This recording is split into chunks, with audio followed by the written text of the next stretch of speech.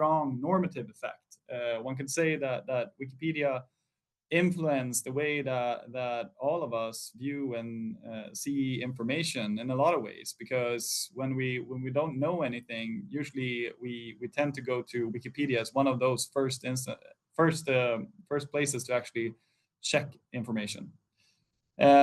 So what was discovered then was that there is a massive gender gap online, and Wikipedia is no different. Approximately, these are figures from 2022. I believe that they more or less are the same today, but 4 out of 5 of biographies on Wikipedia are about men. And coming back to, this is of course an issue for many reasons. And perhaps the most important one is that it has a strong normative effect. Of course, this is a moral and ethical issue that half of the population consists of women or non-binary people. So making information available about the other half of the sky, so to say, is an imperative thing to do. So the Swedish embassy, what we've done here in Kuala Lumpur, as with many embassies around the world, is that we strongly collaborate with the local Wikimedia chapter. And from our side, the collaboration started in 2021, and it's grown ever since. So I think one of the key factors to our success is also the consistency in terms of the members of the Wikimedia chapter here in Malaysia. We deal with the same people in and out through every year. We've gotten to know each other, and we have a trust base among each other. So ahead of International Women's Day, which is usually when we conduct Wikigap exercises, we come together, we conceptualize teams, and we think about various target groups and venues of where we can conduct an editathon. And on that note, from Wikipedia's side or Wikimedia's side, there's usually like a thematic approach among the Wikimedia community, and we try to reflect that as well. So for a couple of years ago, we had for instance, we had a focus on indigenous people. We can go ahead to next slide. So in terms of like the size of our events and how it's grown very organically, we started off in 2021 in a very simple shape and form. Of course, in 2021, almost everything was done digitally then, but we started off with a webinar with some non-governmental organizations, so-called NGOs, and then a couple of Malaysian universities. So that grew because the universities that participated, they thought that this was a very good idea. So for next year, we actually followed up with Wikigap in closer collaboration with the University of Malaya. That was one of the participants. And building upon that, in 2023, we reached out to and worked with UKM University here, and we also did a separate event in the state of Perak. So this year, what we did was that we managed to conduct 3 different or 3 Wikigaps simultaneously in 3 different cities. So we had one here in Kuala Lumpur, and we had one in Georgetown, up on Penang, and then we had one in Kota Kinabalu. And in Kuala Lumpur, the participants, they came from a wide range of various groups of non-governmental organization that focuses on women's rights. And up in Penang, you also had local women's rights groups. And in Kota Kinabalu, we had a special focus on students. And so one of the really, really great things, because I was here in Kuala Lumpur working on the event here with the NGOs on women's rights, was that Malaysia had recently undergone a so-called Universal Periodic Review in the United Nations Human Rights Council. This is something that every nation goes through. And usually embassies in the country that is going through the so-called Universal Periodic Review, they also file and send home reports on the human rights conditions. and collaborate closely with human rights groups. So leading up to the Wikigap that we did this year, we actually had a lot of strong connections with women rights groups and could facilitate their participation and work with them so that they really bought into the whole concept. The very, very good thing that they realized was how Wikipedia is really a tool for them, and how they quickly also came to see that a lot of their organization, actually most of their organizations, wasn't even present on Wikipedia. So not only were their issues perhaps not covered, but they themselves were not on this very, very big and large platform. So the success of Wikigap here, as it is with in a lot of other countries, is that it really leverages on the strengths of our respective organizations. So Wikimedia, of course, or Wikimedians, they come from all different walks of life and all different kinds of organizations. It's a voluntary organization after all. So there's a lot of multidisciplinary competence built into Wikimedia. And of course, the expert knowledge that Wikimedians have regarding Wikipedia as a platform, how to utilize that, how to be pedagogical and tell people how they best can use the platform, and going in as tutors. And then, of course, from the embassy side, what we're really good at, and which is our mission objective a lot of times, is to be a convening power. To have a very good and broad network that we can reach out to, and we have also there's a lot of trust in us as an actor. I think that goes for all embassies, but then perhaps in particular when it comes to women's issues, Sweden is very outspoken globally, and we have been at the forefront in enacting progressive regulations and legislations on behalf of women for well over 100 years now. So I think that working abroad, a lot of people recognize that Sweden has a special convening power in terms of women's rights. So we can go ahead. Next slide. And so the actual, we can go back one. There we go.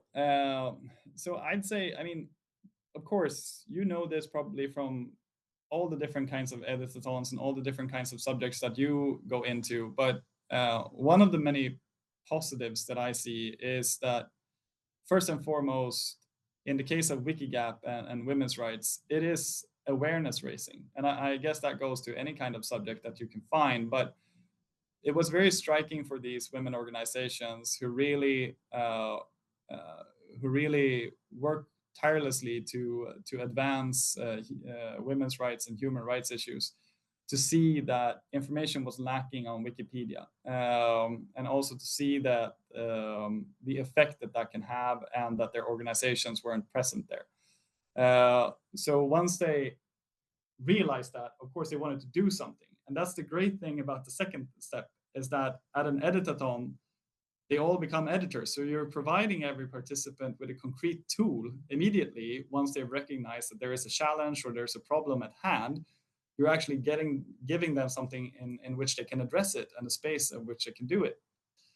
On the space issue, one can also say that a couple of these issues concerning human rights and women's rights, depending on where you are in the world, can be uncomfortable subjects. And so the editathons themselves also provide a very safe space for all of these actors to come together, meet one another, have an open-ended discussion on a common issue that they see. So there's a great merit in that as well. And lastly, for both of our organizations, it's also a win, because of course a lot of the participants, it's their first time that they go in and they actually are exposed to how to edit on Wikimedia. And I do hope that a couple of the participants at our editathons have become prolific editors afterwards, or perhaps even rolled into Wikimedia Foundation themselves and become members. So it's good for Wikimedia as an organization. And secondly, of course, it's a very concrete tool for us to spread the message on the importance of human rights, and where we stand on these issues that are, after all, enshrined in international law, and should be abided by and shared by nations and the members of the United Nations. So last slide. Yeah, and then, oh, going back, sorry. There. So Wikigap has not been the only thing that we have done together. Our collaboration has generated a lot of other very interesting ideas, but also concrete efforts and editathons that we've done. We did a really big editathon together with the European Union delegation here in Kuala Lumpur, where we rented space at a hotel here in the city, and we had, I think it was close to 15 universities and teams from 15 universities with 5 students each that did a 24-hour editathon on democracy issues. And at the end of those 24 hours, of course, we could provide, or Wikimedia could provide data and hand out awards to their efforts. But also, it was really a very important step in bringing new content on issues that are important to the development of democracy onto the local platform and also onto Wikipedia English. We have also done editathons together with a local university on sustainable consumption and production within the fashion industry, which is an issue that pertains to most of us in how we consume and how we can do better. But also their content was generated in various ways that did not exist before. And so last slide.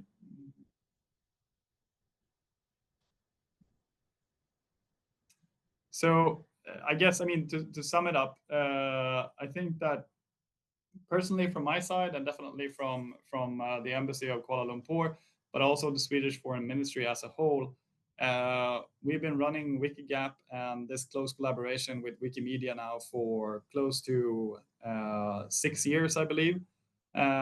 It's been widely reported in many, many different media outlets. A lot of the large recognized outlets that have a global output, they've written about it. So it's really a shared success story where, again, 2 organizations can find a win-win and leverage on each other's strength. And I'm really, really looking forward to collaborating with Wikimedia here in Malaysia going into 2025.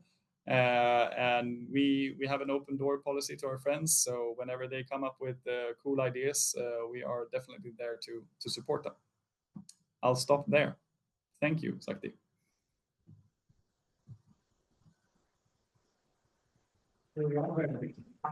Thank you so much for joining us, Eric. We already have Eric dialing from Tbilisi, Georgia. Can you hear us, Eric? I can hear you, Sakti. Can you hear me as well? Yes, we can hear you. Maybe you can try to share your screen. Thanks. Sorry. I think I'll just speak very briefly and do a quick introduction from my end without any slides, if that works on your end. But I'm really happy to be able to join in this conversation. As Sakti said, I'm currently in Tbilisi in Georgia, preparing for a few meetings with Wikimedia friends from Georgia, Ukraine, Poland, and well, of course, me from Wikimedia Sweden. I might have collaborated with a few of you in the audience already in different projects. But if you don't know me, I'm Eric Lud, and I work for Wikimedia Sweden, which is the Swedish chapter of the Wikimedia movement. And we initiated the Wikigap campaign together with the Swedish Ministry of Foreign Affairs in, I believe, 2017. So it's quite a few years ago at this point. And I mean, it really started as a grassroots campaign from the beginning. I think it was a few Wikimedians in New Delhi that got together and reached out to the Swedish embassy in New Delhi to ask for a collaboration. And the first event in India was very successful, and then the Swedish Ministry of Foreign Affairs heard this from Stockholm, the capital of Sweden, and thought that perhaps it could be an idea to scale this to a global level. So we organized the campaign together with the Swedish Ministry of Foreign Affairs, I think quite successfully for 5 years in a row. And it's been organized in I don't recall the exact number, but I think it's somewhere between 70 and 80 different countries in so many languages across the world, and the impact has been quite stunning. It's hard to measure the exact amount of articles that have been edited, created, or improved, but we know that we have surpassed 100,000 articles that have been created or edited on women in 70 to 80 languages on a global level.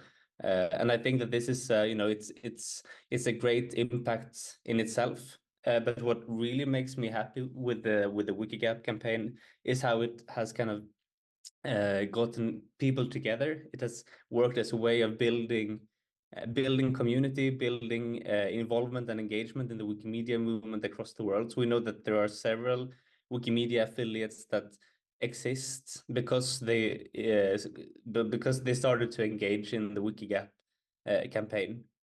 So it has been a way also, not only, it's not only about writing the articles, although that's immensely important in itself, but it's also a way of building community in the Wikimedia movement. And I think that's really important in itself, because we need to build stronger communities across the world, and we need to become better and better at collaborating to kind of tackle all the issues that we are facing as a movement, and when it comes to sharing information in a global world.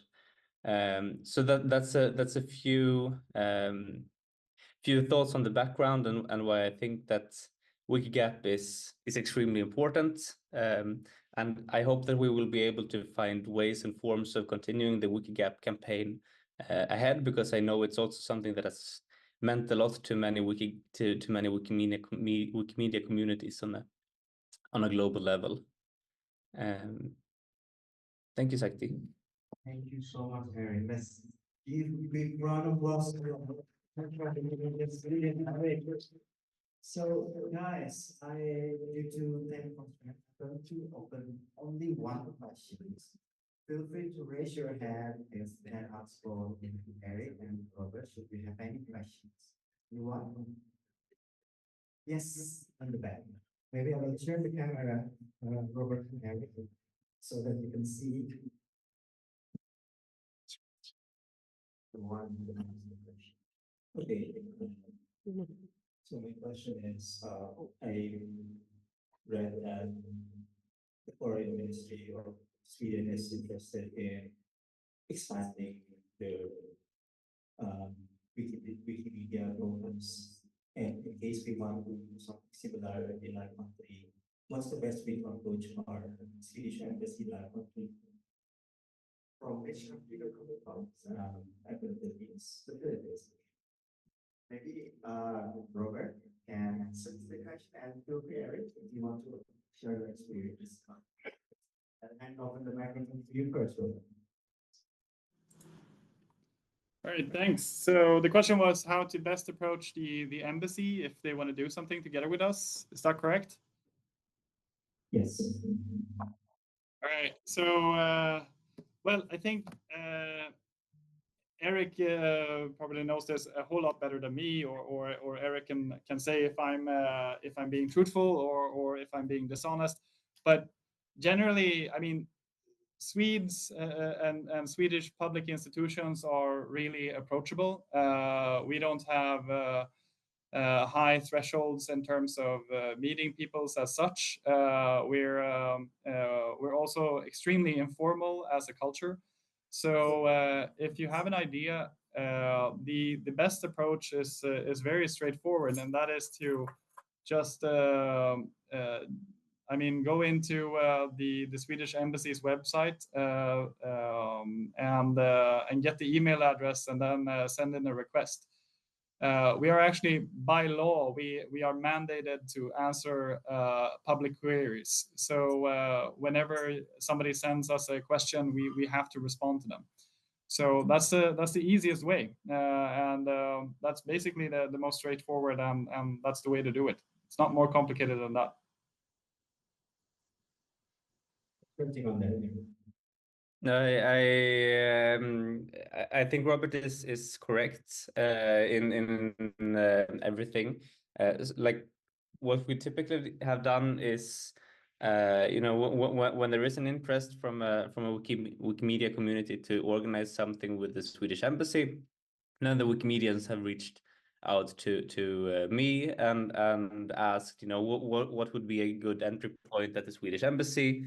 And I mean, most often it would be already available on the website of the embassy, who works at the embassy and who is responsible for what topics. So it's quite easy to just send a cold email to the relevant staff member. But for a lot of Wikimedians, I think that it has felt easier if I can do the introduction, or if I at least can scout and try to find the right email to the right person. So I think that that's really the easiest approach. Then I know that it's a bit more difficult because there are not Swedish embassies in all countries across the world. So it has been very easy, or quite easy, in the countries where there is a Swedish embassy. But if you happen to engage to live in a country where there is no Swedish embassy, then we have tried sometimes with Swedish embassies to identify if there are other embassies in this country where there could be an interest for the campaign as well, or if Sweden has a consulate in the country, or if there is another way to kind of work around the issue that there is no Swedish embassy. So maybe to summarize my answer, if there is a Swedish embassy, it's very easy to reach out to them, and you can do it yourself, or you can reach out to me and I'll try to connect you to the right person. If there is no Swedish embassy in your country, then it might require a bit more workaround. Thanks. Amazing. I hope that clarifies your question, sir. Thank you so much. Let's give a big round of applause to our extended here. Thank you so much, Robert and Eric. We truly appreciate you coming to our conference. I know it's pretty early in the Tbilisi right now, Eric. Truly appreciate you for joining our call today. So with that, we would like to thank you. Bye-bye. Thank you, Robert. Bye. Thank you. Thanks for having us. Thank you. Bye-bye. Thanks for having us. Bye.